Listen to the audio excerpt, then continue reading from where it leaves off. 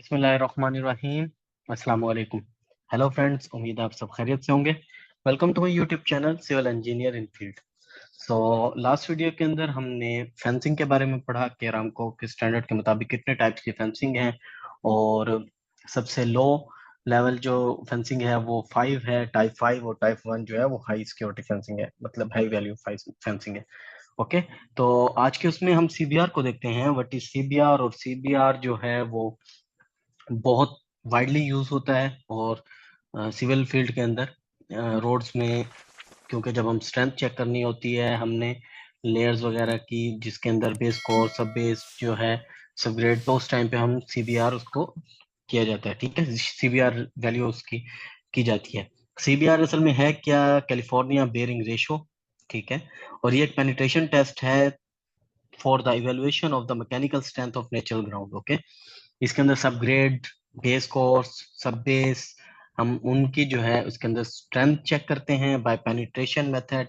इसका बकायदा से एक कंप्रेशन टेस्टिंग मशीन, जो सीबीआर मशीन भी बोलते हैं, सीबीआर ऑपरेटर्स भी बोलते हैं, उस ऑपरेटर्स को यूज करके हम जो है इसको डिटरमिन करते हैं। ओके, ये वैल्यू निकालते हैं। इसकी वैल्यू जो है वो 0 से 100 के दरमियान होती है। असल में एक ये रेशो है बिटवीन के, हमारा जो एक सैंपल है हमने एक स्टैंडर्ड बेस पे 1.25 मिलीमीटर पर मिनट के हिसाब से पेनिट्रेशन करनी होती है, और उसकी हम ना वैल्यू देखते हैं। जो हमारे पास रीडिंग आती है वो, और जो स्टैंडर्ड वैल्यू की रीडिंग है उनकी जो हम रेशो लेते हैं उसको सीबीआर वैल्यू कहते हैं। ठीक है, तो चलें हम उसका प्रोसीजर वगैरह देख लेंगे ऑपरेटर्स के साथ कि किस तरीके से उसको यूज किया जाता है।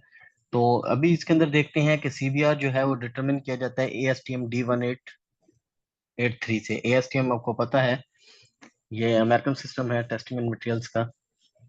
ठीक है, सो इसके अंदर ये डिजाइंड है, और इसके बाद बहुत सारे टेस्ट के बाद जो हमारे पास आए हुए हैं ASTM D1883, वो सीबीआर को डिटरमिन करता है। उसके बाद जो हम ये देख रहे हैं नीचे आप चेक करें कि उसके बाद वो कहते हैं कैलिफोर्निया डिपार्टमेंट ऑफ ट्रांसपोर्टेशन ने वर्ल्ड वार 2 से पहले इसको डेवलप किया था, जो ये सीबीआर टेस्ट है इसको।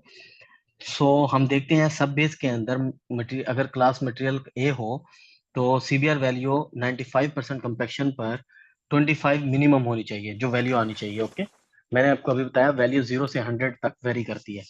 उसके बाद जो क्लास बी है उसके लिए जो मिनिमम वो है वो कितना आना चाहिए? 25 मिनिमम आना चाहिए क्लास बी के लिए भी, 95% कंपैक्शन पे। और बेस क्लास जो है सब बेस के लिए ये था, और बेस कोर्स वगैरह का जो क्लास है उसके अंदर 100% कंपैक्शन के साथ जो है वो 100 मिनिमम आनी चाहिए क्लास ए के लिए, और क्लास बी के लिए हमारे पास 50 मिनिमम आनी चाहिए। सो चलिए देखते हैं सीबीआर क्या है।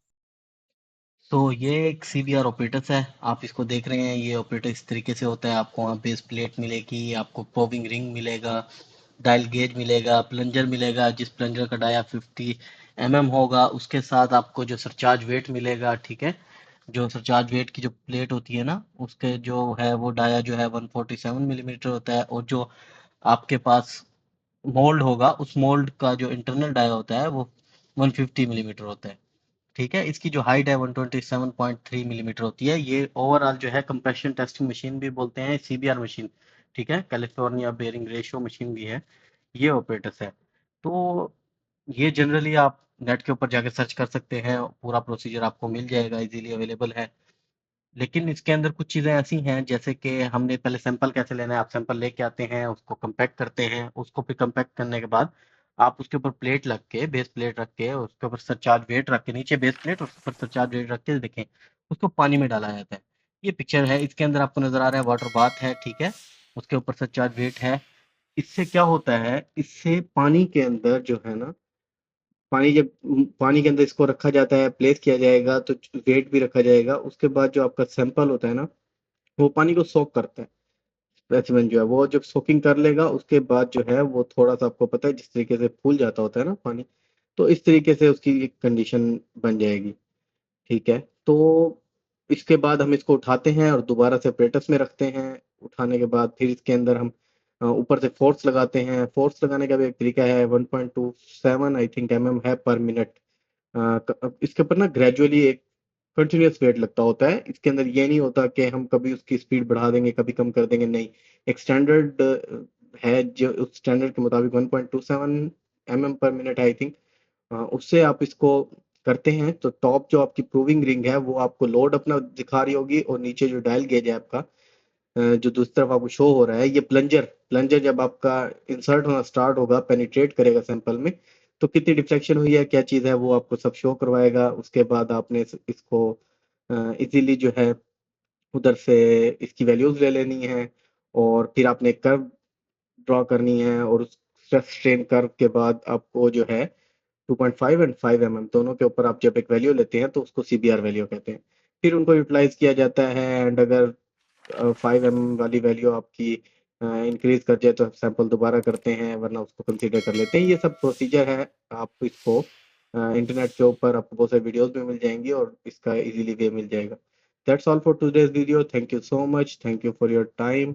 टेक केयर, बाय बाय, अल्लाह हाफिज।